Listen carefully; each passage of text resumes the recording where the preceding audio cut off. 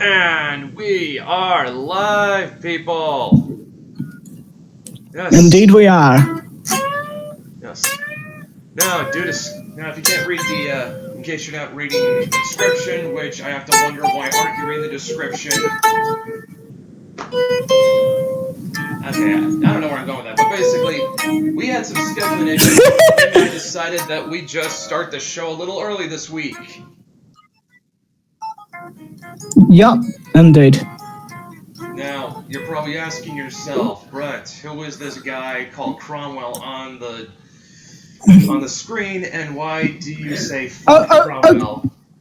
Come on, Brett. The only people who are going to be asking that are...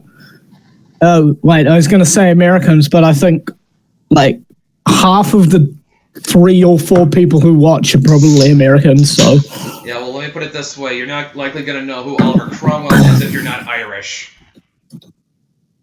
Or British. British or British descent or from a Commonwealth country. Because the Brits know who he is, they just love him. Whereas the Irish and Scottish hate him. As they and should. for good reason. As they should.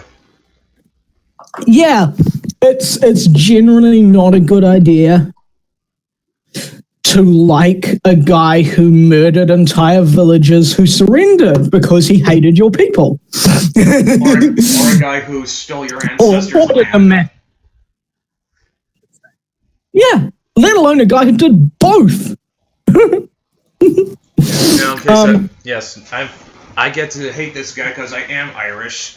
So he's stolen my ancestors' land and enacted harsh, tyrannical anti-Catholic laws that restricted their right to religion, and even massacred them. So let's go back for a round. Cromwell was here's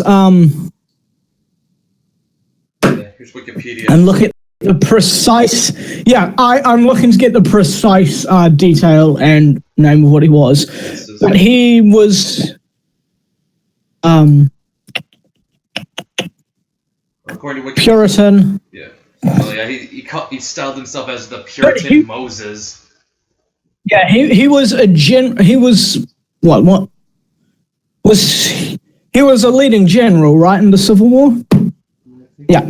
He was a general in the Civil War. Lieutenant General. Yeah. Lieutenant General of Horse and Lieutenant General of Cavalry. Yeah, so he was... Yeah, and he was a Roundhead. So he was one of the guys who overthrew the king. He was... And he was one of the signatories of the death warrant.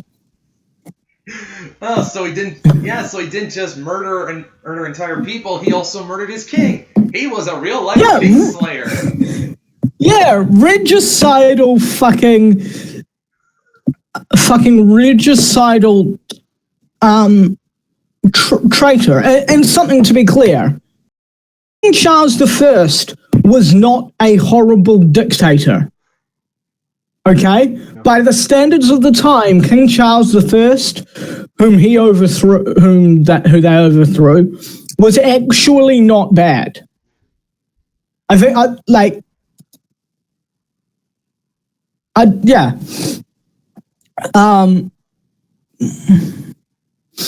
What was this? If I recall correctly, it was largely that he thought he could govern without parliament, right? Because he thought the divine right of kings meant he could do that. Yeah. And he was married to a Catholic, and that's what made all the reformed, the Puritans and the right. So that's why they overthrew him. And they called him a tyrant and all this, and yeah, okay, he didn't work with parliament, but his actual policies weren't particularly tyrannical. Is my recollection. It's been a while since we covered this shit in high school. A few years ago. Perk of being a former British colony that's still part of the Commonwealth is you learn British history in history classes. We don't over here, though. You don't say. Well, about the only time we talk about England out here in the States is either in regards to the Puritans or the French and Indian War or the Revolution. Yeah, so you guys aren't exactly biased towards liking the Brits.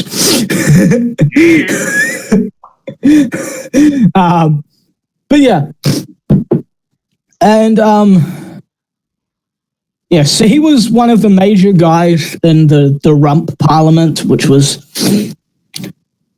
the Commonwealth Parliament, and he was the guy who commanded. And this is where he starts going from your typical dick to, holy shit, snacks, this guy was evil. Yeah. Was when he got chosen to command the English campaign in Ireland. Just 1649 to 1650. And there were royalists still in Ireland, so that's who he was fighting, basically. So, he invades, occupies it, and puts them down with great force. There are, I forget the most famous one, but there are multiple cases where villagers surrender, and he orders them all massacred, man, woman, and child, anyway, because, hey, they're Irish and they're Catholics. He really didn't like Catholics. That's kind of the biggest reason why why there was racism against the Irish is because they were Catholic. Yeah. And then after that, and this is just a broad sort of outline, after that, he fucking seized power by using force to fucking dismiss the Rump Parliament and made himself ruler. And he declared himself the Lord Protector of the Commonwealth of England, Scotland, and Ireland.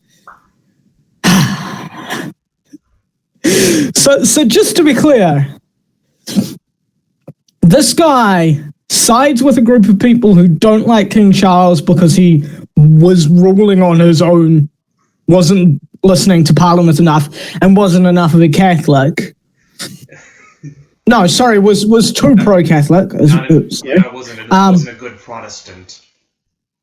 Yeah, and then he fucking forcefully dismisses the Parliament they replaced this with and makes himself, in effect, king, without using the term. Yeah, Irony!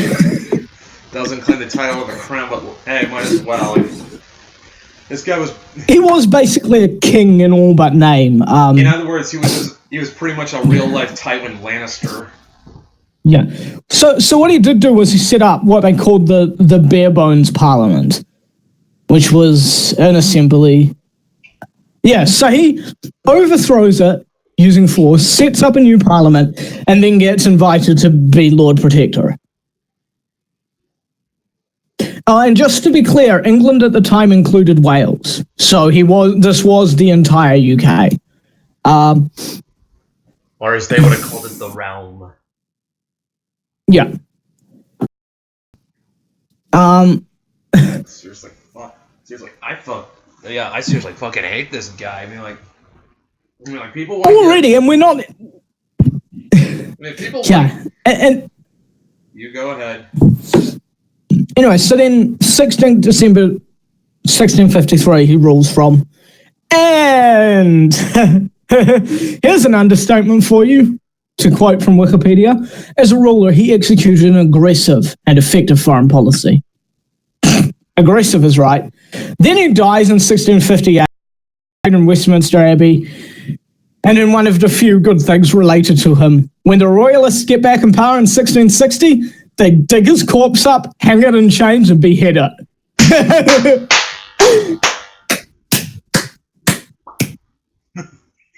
And now, what's interesting is when you look at the opinions people have on him. So you have some considering him a regicidal dictator. Yeah. Even Winston Churchill considered him to be a military dictator. And this is Winston Churchill who, you know, it's hard to think of anyone other than Woodrow Wilson, who loved war more than Winston Churchill, who was alive in the 20th century. And Churchill wasn't exactly a small government guy either. But then you have people like John Milton and Thomas Carlyle, who consider him some kind of hero of liberty. And here's the ultimate damning thing. Trotsky loved him and thought he was a class revolutionary. That's how you know. That's how you know he's a bad guy, because he gets a recommendation from Leon Trotsky. Yeah, and his measures against Catholics in Scotland and Ireland are pretty often characterized as genocidal or near genocidal.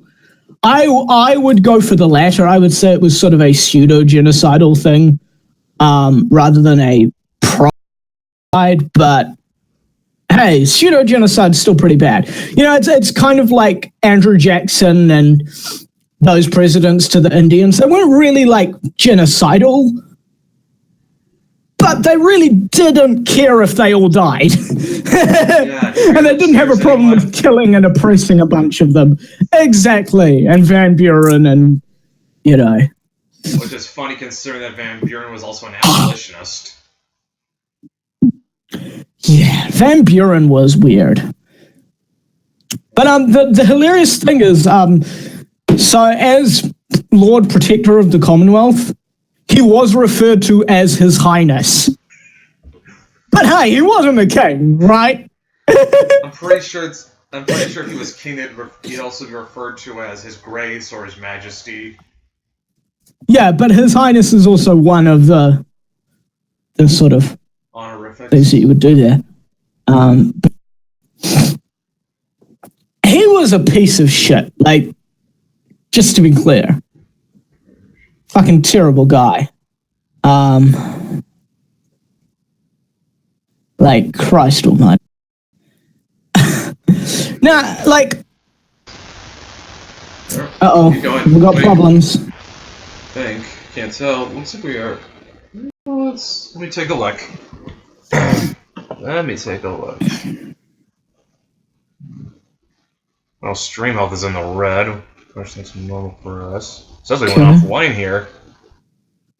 No, it didn't. It said stream resumed. Okay.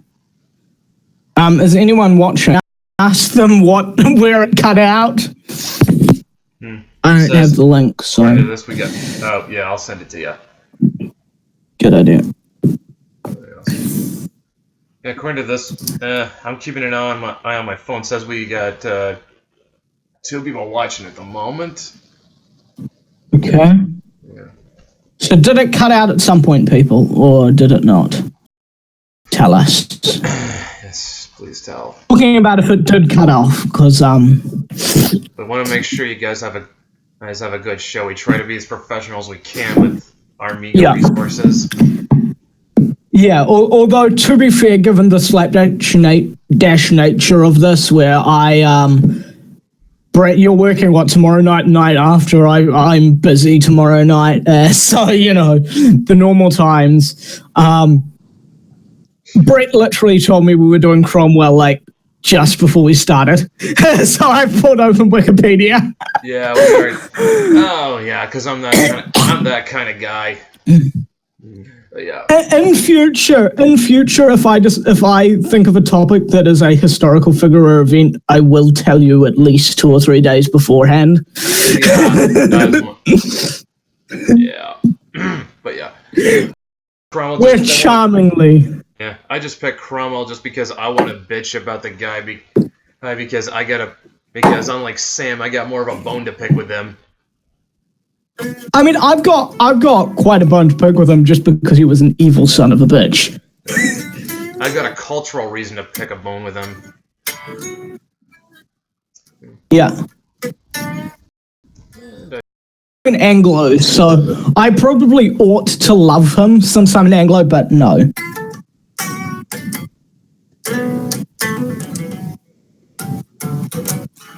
I'm an Anglo who actually, like, quite frankly, I'm an Anglo who has a lot of sympathy for Irish causes. Yeah. And I just happen to be a Meckwit. And I just happen to be a Mick that was born and raised in the States, isn't just loves his heritage. And also, Which is understandable, man. I mean, as a Kiwi, we have the whole sing thing in common with you Irish. yeah. So there's that. Yeah, here's the thing. If a Kiwi or an Irishman insults you, that means you're his friend. Yeah, especially if a Kiwi calls you a cunt or a good cunt. Good cunt is the highest praise. Also, So, like, Brett, you are a good cunt, Brett. Yeah. Yeah, thanks, dickhead. Love you too. But yeah, also, another thing Kiwis and Irish in common is temperament. We are most of the time we are very laid back, but get up in our faces and we kick your teeth in. Yeah, don't fuck with that. Yeah, especially with beer involved. Oh yeah. Also, we both love to drink, but then again, find a culture on this planet that doesn't like drinking. Yeah, good point. Some like hardcore Buddhist, Asian group who like lives in the middle of nowhere and there's like only a few thousand of them. They'll have a culture that isn't pro drinking, but yeah. Co-worker of mine said Mormons, but I'm not sure if you can count Mormons since there's not exactly a Mormon-run country like anywhere. I don't know that Mormons are their own culture either necessarily. Yeah. Yeah, plus there's a lot of Jack Mormons going around these days. I do have to laugh anytime there's a black Mormon. Because Really? you know what the old doctrine that they sort of half said they don't believe anymore while going wink wink nudge nudge, we actually kind of do. Black people is. Exactly. But you're gonna have to explain this to me. I'm looking it up just to make sure that I get it right, but it's basically